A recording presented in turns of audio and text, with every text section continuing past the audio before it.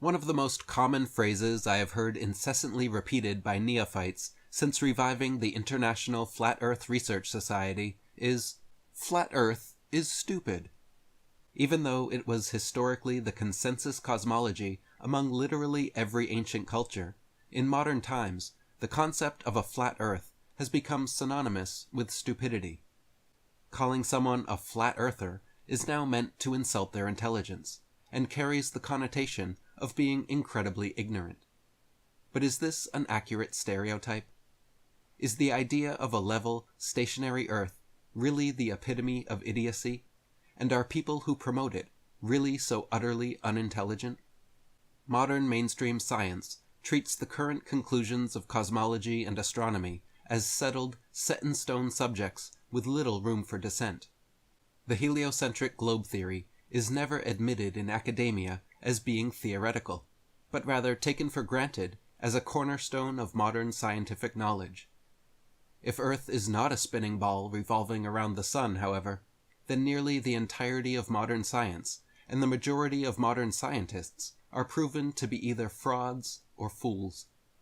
Therefore, questioning the shape of the Earth is the equivalent of scientific blasphemy, and flat earthers the equivalent of scientific heretics.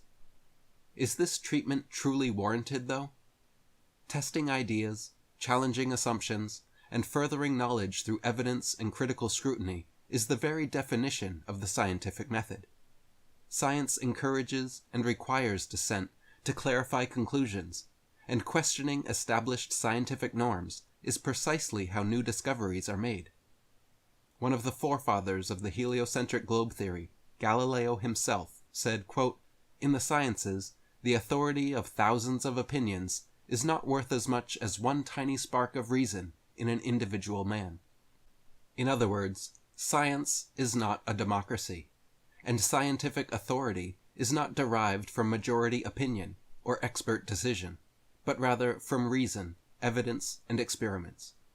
Globe defenders often deny or downplay the amount of legitimate criticism presented by skeptics, but it is undeniable that there are a large number of valid objections to the heliocentric globe theory. Casually denying something deemed stupid and deferring instead to expert opinions without doing your own due diligence in carefully considering all arguments commits two logical fallacies. Firstly, mocking, joking, or otherwise dismissing something as dumb without presenting a logical reason why commits the fallacy of appeal to ridicule. Secondly, blindly believing in something simply because all experts agree commits the fallacy of appeal to authority. When it comes to many supposed proofs of the heliocentric globe theory, such appeals to authority are often implicit without being readily recognized. For example, citing NASA images or astronauts' testimony as proof of a globe are not admissible as scientific evidence because they are not readily repeatable. The average person will never experience the frame of reference required to confirm or deny such claims, so quoting them as proof of a globe is invalid and unsound reasoning. In my experience, most people calling flat Earth stupid actually have no idea what the term flat Earth implies, or what claims flat earthers actually make. For instance, many of them make wild assumptions about some kind of disk world floating suspended in space, and ask asinine tongue-in-cheek questions like, "Where's the edge? What holds up the disk in space? Or why isn't there perpetual daylight everywhere on a flat Earth?" Such comments show that these detractors have not done the slightest bit of research into the subject they are condemning, and thus reveal what they really find stupid are their own errant assumptions. By mixing their heliocentric outer space globe world indoctrination with false assumptions about what flat Earth actually means, they decide it must be dumb, and then close their minds to the possibility. Compare this with the average flat earther, all of whom received the exact same heliocentric globe education in school, but rather than assuming an alternative cosmology must be stupid or impossible, remained open-minded enough to engage with the material and learn a new perspective. Every flat earther I know fully believed the heliocentric globe theory taught at school and shown on television before doing their due diligence in researching the subject. Only after reading several books, viewing a number of documentaries, and then going out to personally perform their own experiments, do most people begin to realize that Earth is not a spinning ball. In order to learn anything new, it is an essential skill to temporarily suspend disbelief while taking in alternative information. Far from stupid, this ability is actually a key mark of intelligence. As F. Scott Fitzgerald wrote, "The truest sign of intelligence is the ability to entertain two contradictory ideas simultaneously." And as Aristotle noted, it is the mark of an educated mind to be able to entertain a thought without immediately accepting or rejecting it. The majority of people calling flat Earth stupid have never read a book on the subject.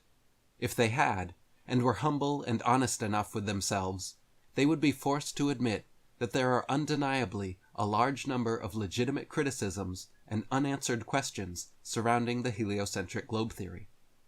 When I first began researching the subject myself, I was repeatedly surprised by the intelligence of the flat Earth authors and the cogency of their arguments.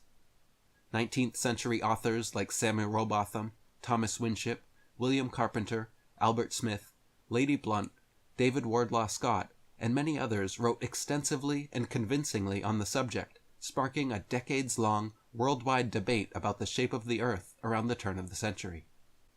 Personally, I have an IQ of 143, graduated with honors from university with a double BA in philosophy and English, and am now a published author with books translated into 30 languages. Since writing my own books on the subject and interacting with thousands of readers, I have continued to be surprised at the high average intelligence of fellow flat earthers contacting me.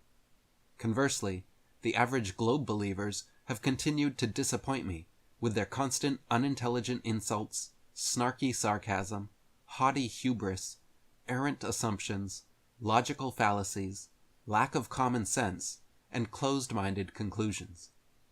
Regardless of where you currently stand on the subject, we should all be able to agree that questioning science is quite literally how you do science. It is not stupid to challenge established scientific norms, and in fact, that is the only way scientific progress is ever made.